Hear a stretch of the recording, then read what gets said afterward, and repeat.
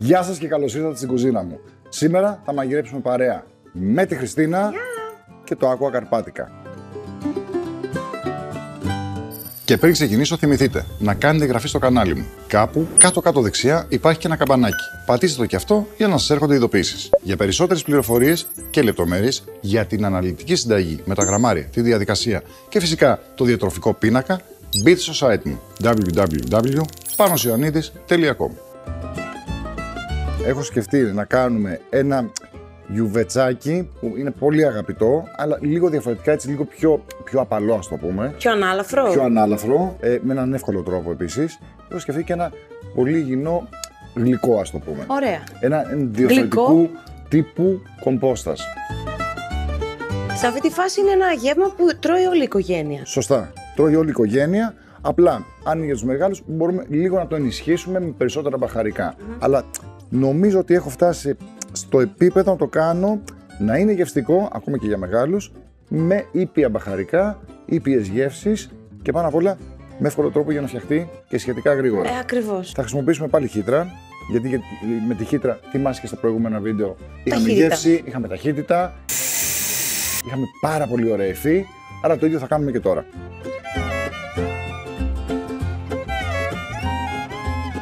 Λοιπόν, η πρώτη μας κίνηση είναι να κάνουμε τα ντοματίνια φρέσκια σάλτσα ντομάτα. Θα χρησιμοποιήσω ένα ράβδο blender. Βάλτε το αν θες στην μπρίζα.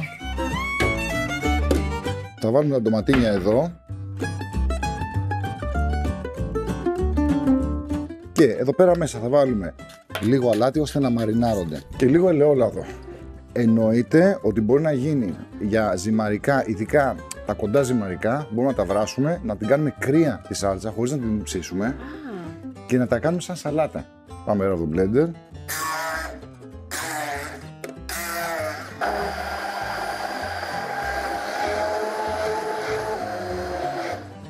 Πάμε τώρα, κόβουμε λίγο το κρέας σε μικρότερα κομματάκια. Όχι πάρα πολύ μικρά, αλλά νομίζω ότι σε αυτό εδώ Ναι, είναι μια χαρά. είναι μια χαρά. Σπάλα είναι εξαιρετικό κομμάτι, δεν έχει πολύ λίπος.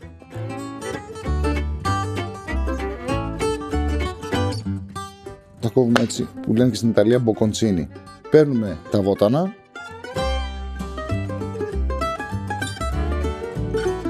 Βγάζουμε λίγο το κλαράκι από εδώ. Δώσουμε και ένα μαχαίρι. Ορίστε. Το αγαπημένο σου. Και να σου δείξω ένα κόλπο τώρα πώς ψιλοκόβουμε τα βότανα. Παίρνουμε με την άκρη του μαχαιριού τα δάχτυλά μας εδώ και πάμε προς τα πίσω και απλά κάνουμε αυτό. Με αυτόν τον τρόπο κρατάμε σταθερά το μαχαίρι και σηκώνουμε μόνο τη λαβή. Τι πετυχαίνουμε όταν κόβουμε βότανα ή γενικότερα οτιδήποτε πράσινο και μυρωδικό με το μαχαίρι? Αφενός έχουμε καθαρές κοπές και δεν μαυρίζει το βότανο. Αν βάλουμε τα βότανα μέσα σε ένα blender, με το χτύπημα θερμαίνονται, χάνεται τη μυρωδιά τους, γίνονται μαύρα, οξυδώνονται και έχουμε απώλειες. Αυτά τα βάλουμε εδώ, στη γωνία. Λοιπόν, σκόρδο. Πώς καθαρίζουμε το σκόρδο? Μαχαίρι εδώ και το βγάζουμε. Τακ.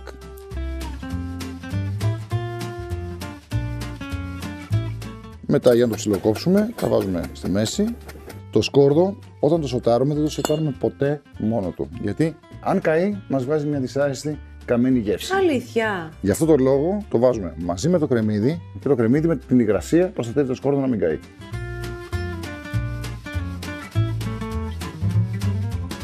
Βοήθησέ με, πάρε αυτά τα δύο. Ωραία. Και θα πάρω και εγώ μετά τη σάλτσα και πάμε προς τα εκεί. Μπορώ να φέρω και τη σάλτσα. Αν μπορείς, Αλλά... να σε ρωτήσω κάτι. Επιτρέπεται το σοτάρισμα, έτσι? Εντάξει, τώρα. Λίγο να το καραμελώσουμε, ναι, να πάρεις λίγο λίγο, παραπάνω αλλά γεύση. άντε να πω, εγώ δεν το κάνω. Αλλά Δεν άντε το εσύ κάνεις. να το κάνεις. Το παιδί πάντως θα είναι μια χαρά. Αυτό έχει σημασία. Εντάξει, ωραία. Λοιπόν, ανάβουμε. Πρώτα ζεσταίνουμε το σκεύος. Μόλις ζεσταθεί, τότε προσθέτουμε το ελαιόλαδο. Είναι πολύ λάθος να βάζουμε το τηγάνι μαζί με το λάδι και να περιμένουμε να ζεσταθεί. Ρίχνουμε λίγο ελαιόλαδο. Σοτάρουμε το κρέας κατευθείαν. Λίγο να πάρει χρώμα. Γυρνάμε.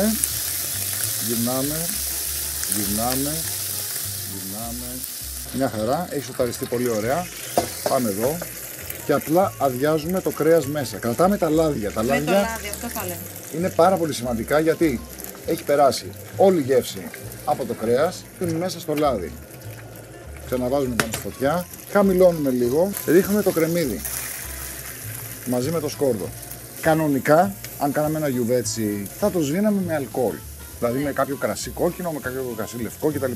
Τώρα, επειδή δεν θα το κάνουμε αυτό, θα βάλουμε, αφού το σοκάρουμε καλά, λίγο Aqua Carpatica, που είναι και υγιεινό, είναι και γευστικό νερό, για να μαλακώσουμε, να χνίσουμε το κρεμμύδι. Ωραία.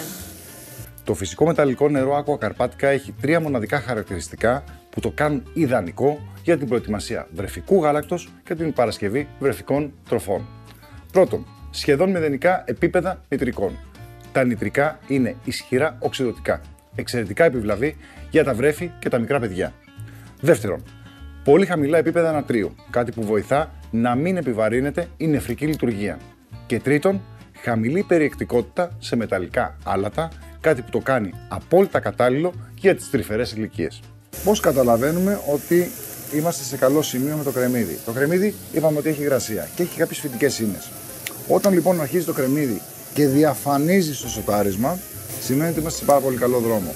Δεν μου λες, εγώ δεν θέλω να σοτάρω.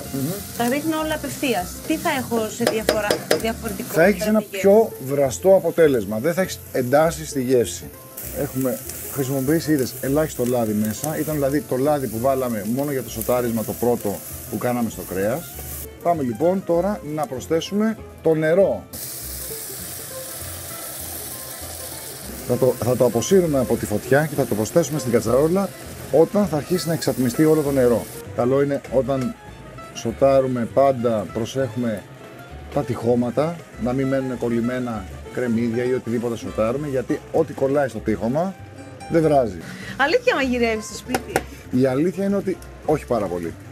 Συνήθως μαγειρεύει ο σύντροφός μου ή με παραγγέλνουμε και απ' έξω καμιά φορά. Εδώ είμαστε, εξατμίστηκε. Okay. Έχει διαφανίσει σχεδόν. Πάμε να το προσθέσουμε μέσα στην κατσαρόλα. Το μυρίζει τέλεια. Μυρίζει τέλεια, αυτό είναι Στη φάδο. Αυτό. Στη φάδο, χωρίς αλκοόλ. Προσθέτουμε τα μυρωδικά και μετά προσθέτουμε την φρέσκια ντομάτα που έχουμε φτιάξει.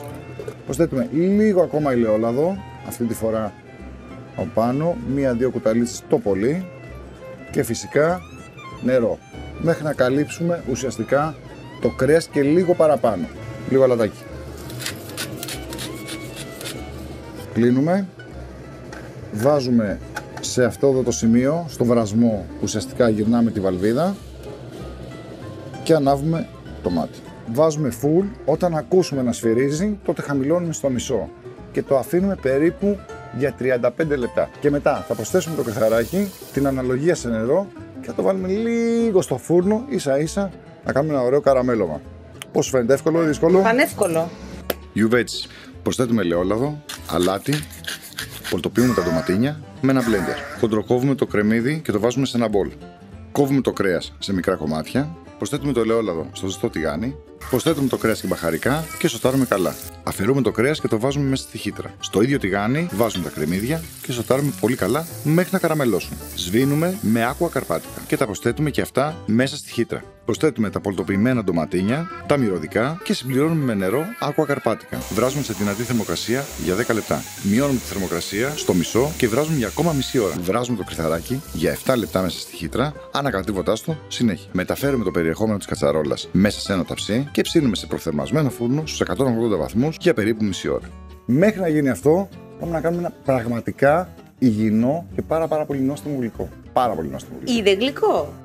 Είναι γλυκό. Ωραία. Αλλά είναι πάρα πολύ υγιεινό. Έχουμε μάγκο καθαρισμένο, έχουμε μήλο, έχουμε αχλάδια, δηλαδή φρούτα που μπορούμε να βρούμε εύκολα. Θα χρησιμοποιήσουμε το άρωμα από το πορτοκάλι και δεντρολίβανο. Δεντρολίβανο. Σε γλυκό. Το έχεις δοκιμάσει ποτέ? Όχι. Παίρνουμε τα φρουτάκια εδώ, ένα πιλεράκι, το έχεις μάθει πάρα πολύ καλά. Εννοείται. Και καθαρίζουμε. Βέβαια, εμένα να σου πω την αλήθεια, όταν τρώω τέτοιου τύπου γλυκά εντός εισαγωγικών, μου αρέσει το μήλο ή μιλόπιτα κτλ. Μου αρέσει το μήλο μαζί με το φλούδι. Τώρα μην να τα κόψουμε. Ένα μαχαίρι παρακαλώ. Το μεγάλο. Δώσε το μεγάλο και δώσουμε και το μικρό για να καθαρίσουμε και το εσωτερικό.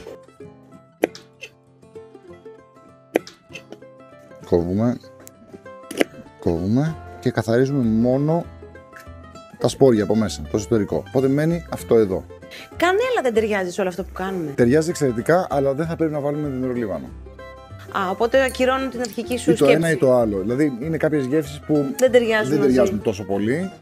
Κοίταξε, θεωρητικά τα πάντα ταιριάζουν τα πάντα. Φτάνει να ξέρουμε την αναλογία, τις ποσότητες και να μπορέσουμε να βρούμε μέσα από αυτό την ισορροπία. Λοιπόν, τα κόψαμε, είμαστε έτοιμοι. Τα έχουμε εδώ. Επόμενο βήμα, σακούλα βάκουμ. Παίρνουμε ένα μπολ. Ανοίγουμε τις σακούλες. Αυτό το κάνουμε για να μην λερώσουμε τη σακούλα ουσιαστικά, τον απογυρίζουμε, ώστε να μπορέσει μετά να γίνει κόλληση σωστά. Θα κάνουμε 3 διαφορετικές γεύσεις. Επειδή μου έδωσε την ιδέα με την κανέλα, θα κάνουμε ένα με κανέλα, ένα με δεντρολίβανο και θα κάνουμε και ένα σκέτο. Τι λες?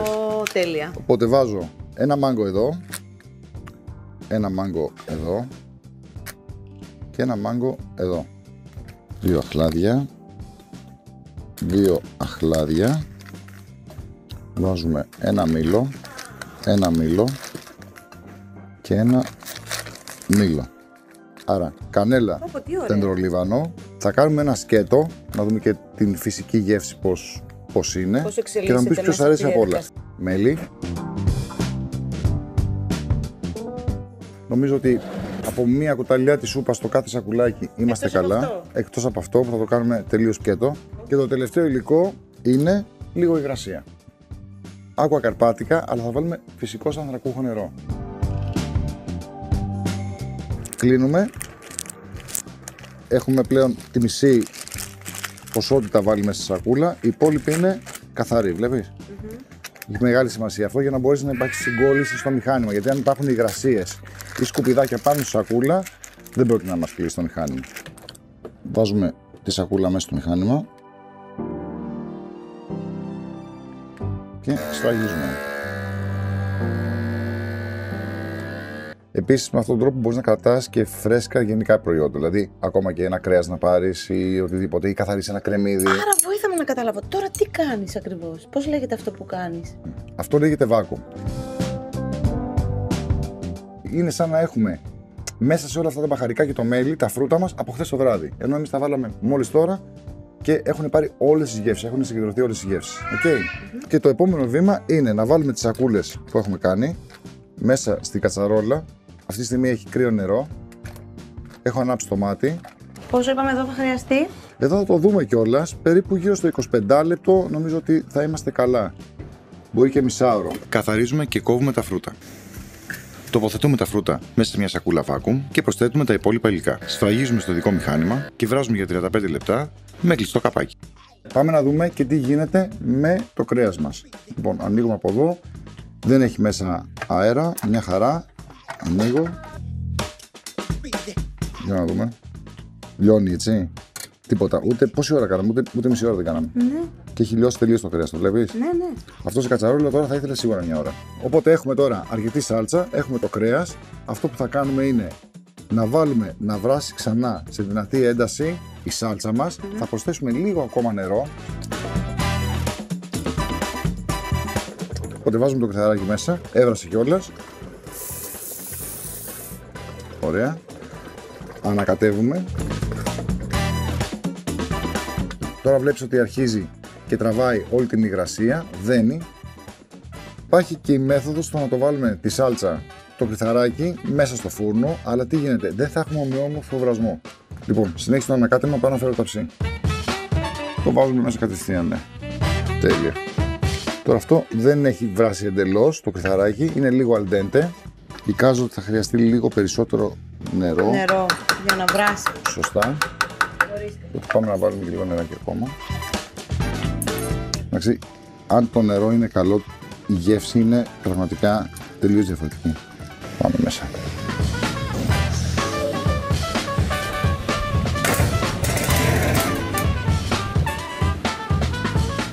Χριστίνα, νομίζω ότι είμαστε έτοιμοι από όλα. Τον ίδιο χρόνο σχεδόν που έγινε το κρυθαράκι, έγιναν και τα φρούτα. Οπότε την ίδια στιγμή, 2 πιάτα. Πάω να φέρω.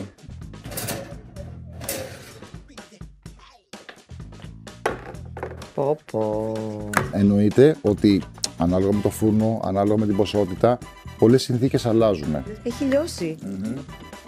Πάμε να βάλουμε στο παιδάκι. Πάμε να βάλουμε και στο μεγάλο μια μερίδα και θα την δοκιμάσεις εσύ, Όχι, εντάξει, σου δίνω λίγο από το ταψί. Να το κάνουμε λίγο πιο έντονο. Θα βάλουμε λίγο φρέσκο λάδι, ελαιόλαδο.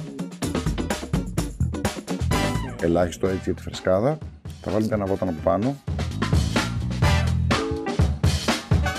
Και αν θέλεις μπορούμε να χρησιμοποιήσουμε και λίγο τυρί. Όπως βλέπεις, έχει δράσει. Οκ. Τέλειο. Αδειάζουμε το περιεχόμενο. Και ανυπομονώ να δοκιμάσω. Και επίσης και αυτό θέλω να δοκιμάσω. Κατά πόσο. Βεβαίως. Δηλαδή... Αυτό είναι για το παιδί. Ναι. Στήφη, φοβερή υφή, Ναι. Και εδώ, μορφιά.